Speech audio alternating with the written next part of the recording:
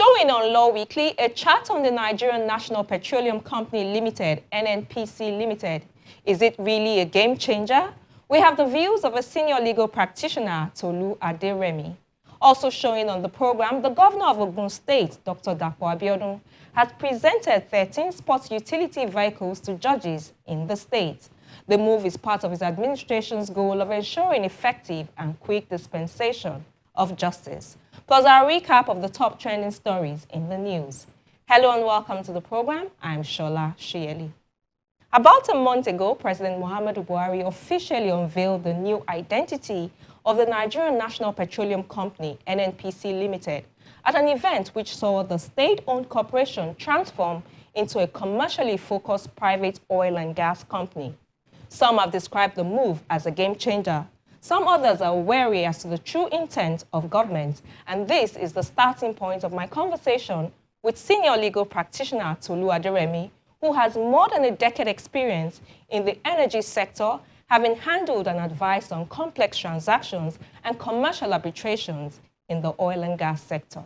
I agree with the views that NNPC Limited is a game changer. And it's a game changer because Albert Einstein said it's only a fool who does the same thing over and over and expect a different result. Government is increasingly seeing, to my mind, that it needs to now start apportioning some of its revenues to developing social infrastructure.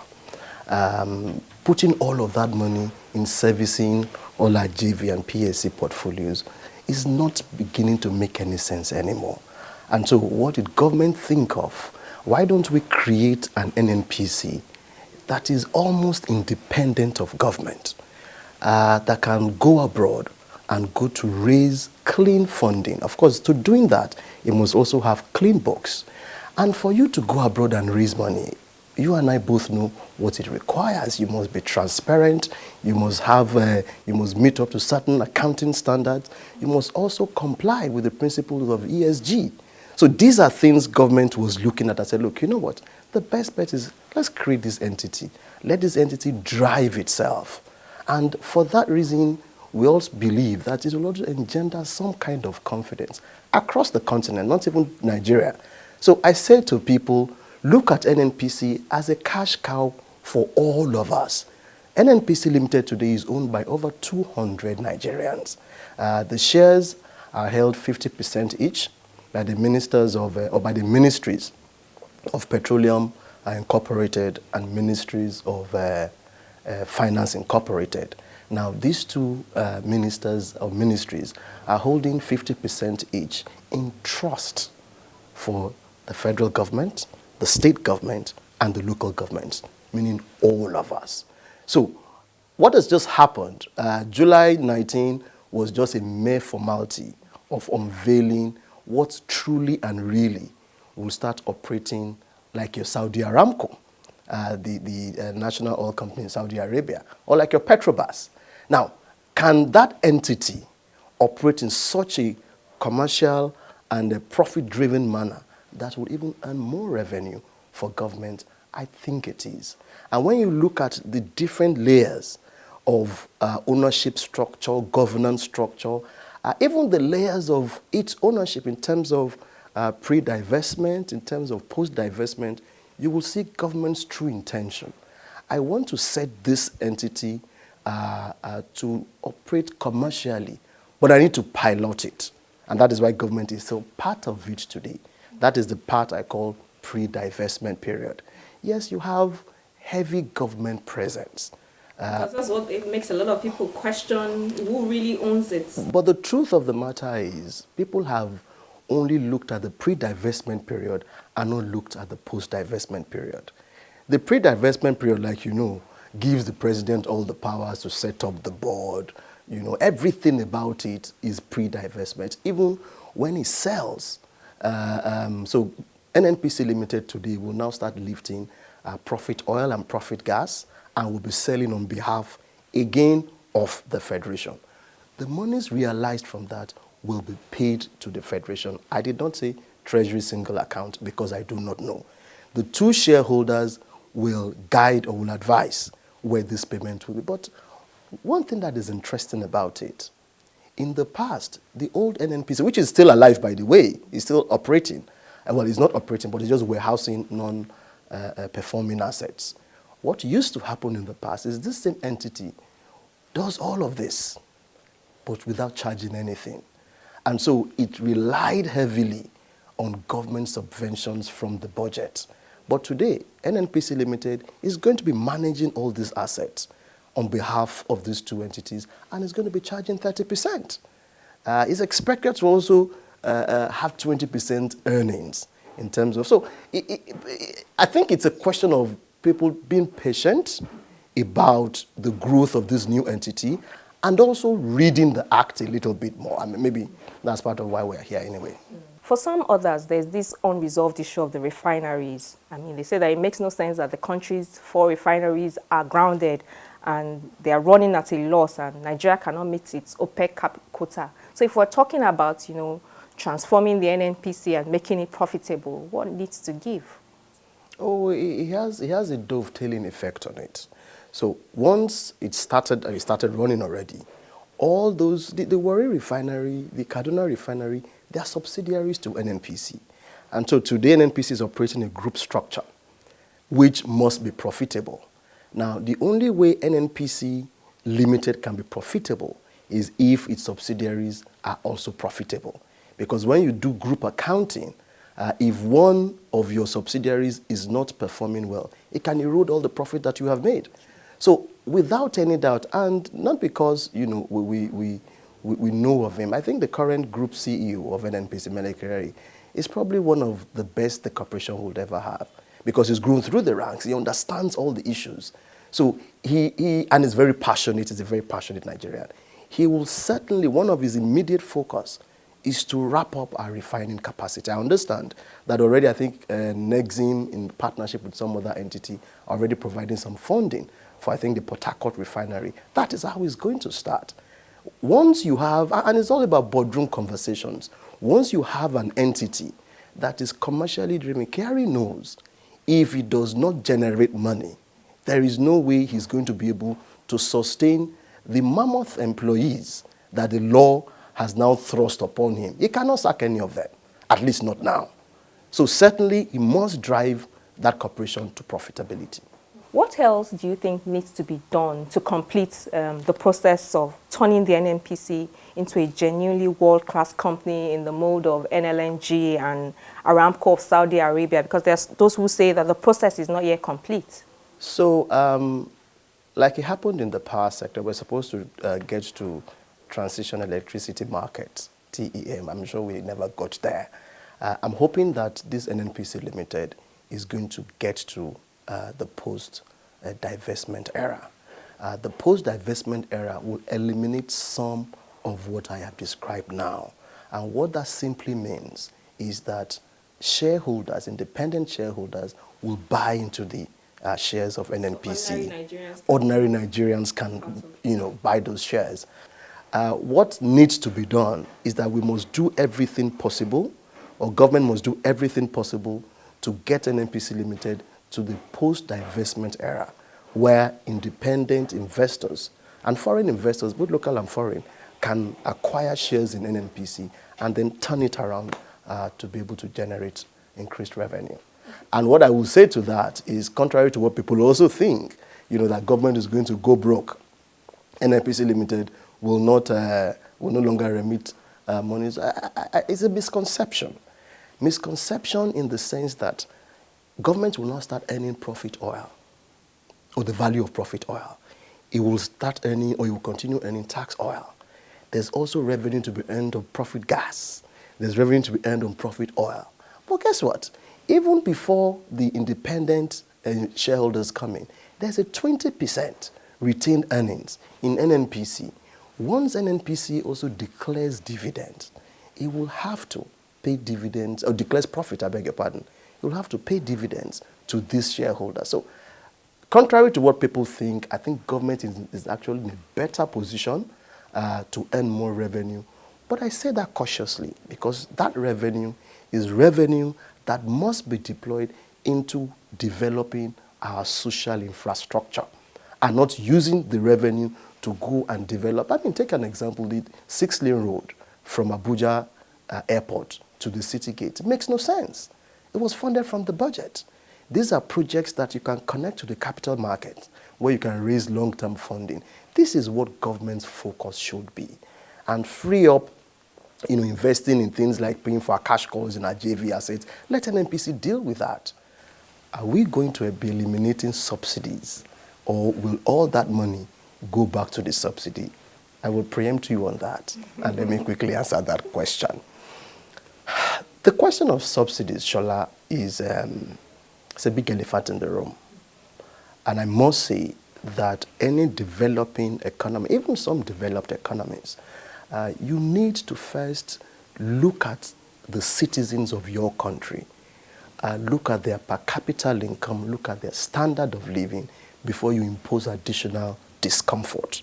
And so if you take out subsidies today in Nigeria, today 6 tubers of yam goes for 15,000 in Ibadan, not in Lagos.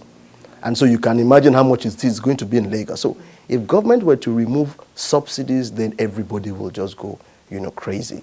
However, is it the business of NNPC Limited? Because it's a major worry that, look, will NNPC Limited carry on paying subsidies? The answer is no. It is no longer its business. The question of subsidy payment is a policy issue. And so between the president, the governor of central bank, the minister of finance, if we had a coordinating minister like Okonjo-Iweala when she was here, they must all sit together and see how they can align both our fiscal and monetary policies to be able to determine whether or not they can get Nigerians out of poverty. If they are able to do it, then government will start thinking of removing subsidies. But until that time, I mean, the MTEF meeting that was held about 2 weeks ago, the Minister of Finance was very clear about it, that in 2023 budget, so if I wasn't sure of any other thing, I know that in 2023, government has already provisioned for subsidies. So NNPC no longer going to be dealing with question of subsidies. Government will consider it at a policy level to see whether it's going to be paying subsidies. So would this lead to an increase in the price of PMS? I will not say yes or no, but speaking from the NNPC Limited angle, NNPC will now be the entity that will more or less be importing PMS into the country, but at the commercially prevailing market rates. And once it does that, it will sell it to government at that rate. Now, it is left to government, whatever government wants to do with it. If government decides to say, look, I can't afford it, and this takes us back to the question of subsidies, really. If I can't afford it as government, then you have to sell at how much you bought it. Then the prices will go up. But the government thinks, look, it's something I may be able to work around, then government will subsidize it. But as far as NNPC is concerned, everything is now profit-oriented. So it is important, the kind of leadership that we elect in 2023, so that the process continues, to go on smoothly. One good thing that President Buhari has done by this law is that unless we run into some kind of anarchy, or unless we run into some kind of crazy government, the leadership of NNPC Limited today is going to be there for 5 years. And then the law also allows for a renewal of another term. And you don't want to upset that kind of structure. One of the things, and if you look at Section 2 of the PI, the Petroleum Industry Act, it wants to create an independent oil and gas company that is transparent, that is accountable. And one last part that people don't look at, they just focus on the bad side of it, it also will develop indigenous capacity. So there are opportunities in there, that indeed qualified Nigerians can also take advantage of. Will the president remain the Minister of Petroleum? Well, that again is a very interesting question. I think that is a function of who becomes the next president. President Buhari came about this unprecedented introduction of being a president at the same time being the Minister of State. And that has caused, as you may have seen, has caused some kind of confusion.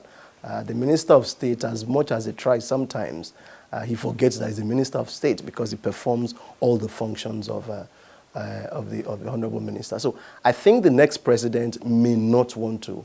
It presents a conflict, of its own. So imagine the Minister of State brings in a proposal to Federal Executive Council, and the president is supposed to preside, over its approval or non-approval. How do I preside over a matter that is under my purview? He's the Minister of Petroleum. And so when the National Assembly sometimes they invite him to the National Assembly, I see no reason why he should not attend. Now, the question therefore is, can he also be arrested as Minister of Petroleum? And then we now go back to the Constitution that confers immunity. And so it creates some kind of convolution which I don't think whoever becomes the next president should even venture into at all. It's unconventional, it's not fashionable, and we must discourage it.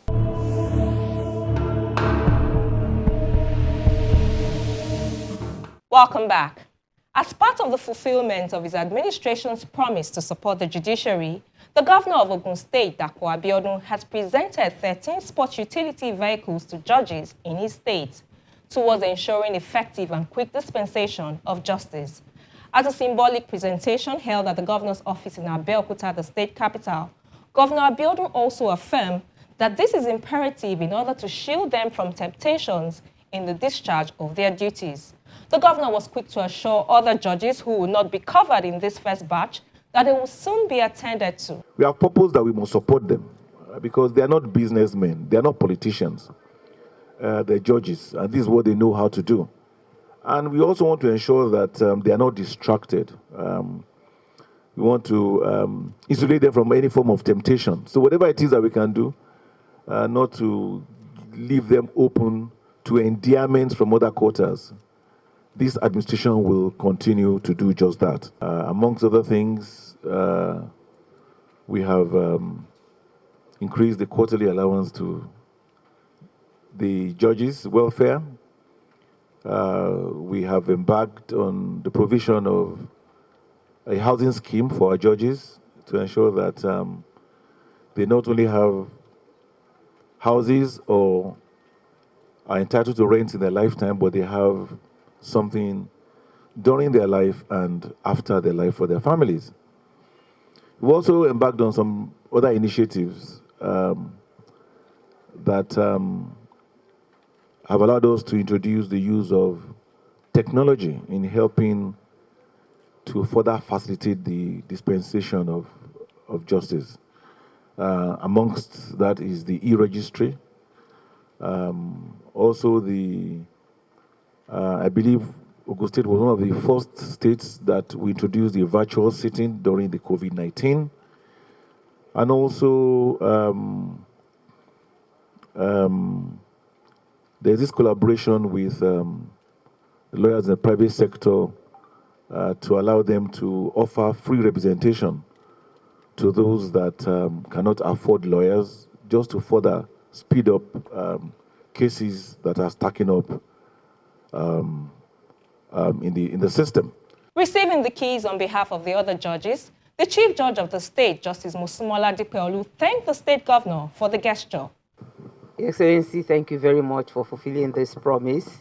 And like His Excellency said, having taken this, taken delivery of these first 13, the others that are due will be hopeful that theirs will soon arrive. As His Excellency said, we've appointed so many judges since His Excellency took office, I think about 11. And all these honorable judges were given brand new vehicles.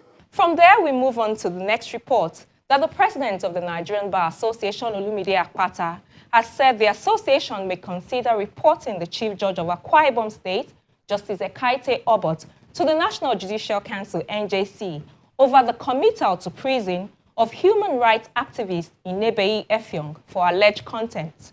In a series of tweets via his Twitter page, the NBA president said attempts to secure Effiong's release through sustained engagement at different levels have been unsuccessful, with the chief judge indicating that she was unwilling or unable to further entertain the matter. He says in the circumstance, the NBA is left with no choice but to work on an appeal against her decision. He also mentioned that this was not the expected outcome because there is a high chance that Effiong would serve out his 1-month custodial sentence before the end of the appeal. Regardless of the conduct of Effiong in the courtroom, one thing that has come out of the various accounts is that the court did not follow due process in the committal proceedings. On the 27th of July, Justice Ekaite Obot had sent the legal practitioner Effiong to the Uyo prison for 1 month for alleged contempt of court. It's a developing story and we'll keep you updated when we know more.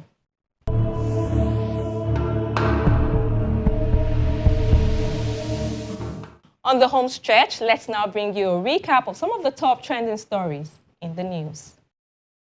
We begin with a report that the Central Criminal Court in the United Kingdom has adjourned to October the 31st the pre-trial hearing of the alleged organ harvesting case involving Senator Ike Ekweremadu and his wife. Mr. Ekweremadu and his wife, Beatrice, are facing charges bordering on conspiracy to arrange, facilitate the travel of another person with a view to exploiting the person for organ harvesting. A practicing medical doctor in London, Obinna Obeta, also appeared by video link alongside the duo. On October the 31st, the former Deputy Senate President, his wife, and Obeta are expected to appear in court. Presiding Judge Richard Marks is quoted as having said that the provisional trial will begin on May the 2nd, 2023 and is estimated to last 3 to 4 weeks. Back here in Nigeria, the Court of Appeal Abuja Division has set aside the judgment of Federal High Court Abuja, which acquitted and discharged the former Chief of Air Staff Air Marshal Mohammed Umar for money laundering charge to the tune of 66 million naira. In a unanimous judgment, the three-man panel of justices led by Justice Elfreda Williams-Dawodu upturned the judgment of the Federal High Court and ordered that the defendants continue with his defense on some of the counts.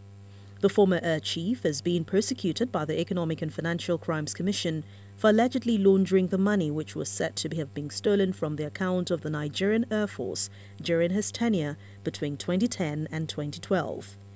Still in Abuja, but this time at the Federal High Court, the People's Democratic Party, the PDP, and its Gombe State governorship candidate, Mohammed Barde, are seeking the disqualification of the Gombe State Governor, Mohammed Yahya, and his deputy, Jatao Daniel, from contesting in the 2023 governorship election for allegedly submitting forged certificates. In an originating summons filed on their behalf by two senior advocates of Nigeria, the plaintiffs relied on a series of Supreme Court decisions that Inua and his deputy, having deposed to forms EC9, which constitutes certificates, and making false statements in it, amounts to submitting forged certificates, which is a disqualifying ground under the 1999 Constitution as amended. In the court processes, the plaintiffs allege that the deputy governor bears multiple names in all his educational certificates without a deed poll, and any valid change of name attached to his form EC9 submitted to INEC. No date has been given for the hearing of the case.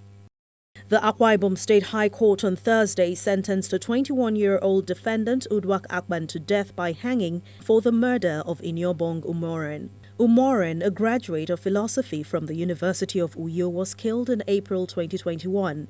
She was job hunting while awaiting mobilization for the compulsory National Youth Service Corps scheme. In a judgment which lasted almost 2 hours, Justice Basi Nkangang first discharged and acquitted the convict's father, Frank Akwan, and sister, Anwan Basi, who were accused of accessory after the fact to murder.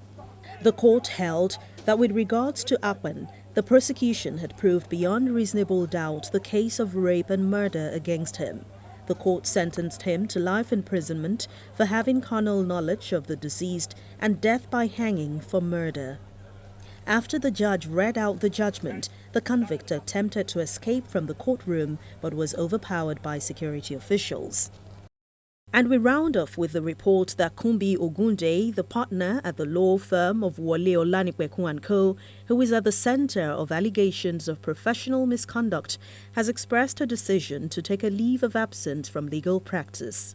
About a month ago, Ogun State had admitted that she sent an email to an oil company, Saipem Contracting Nigeria Limited, to solicit a brief that was being handled by Ajimogobia and Okeke, the law firm of another senior advocate of Nigeria, Oden Ajimogobia.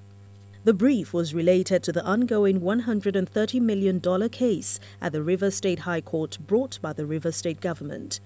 She has come under heavy criticisms for this, with the NBA filing a petition against her with the Legal Practitioners Disciplinary Committee. In a press release dated August the 3rd, Ogun State explained that she had found herself at the center of every main collateral issue that had arisen from her email to Saipem, hence the decision to take a leave of absence from legal practice. According to her, she will use the time of her absence to get involved in community and social work pro bono with a few selected NGOs, as well as undergo necessary courses that could help equip her better to dealing with professional and life issues.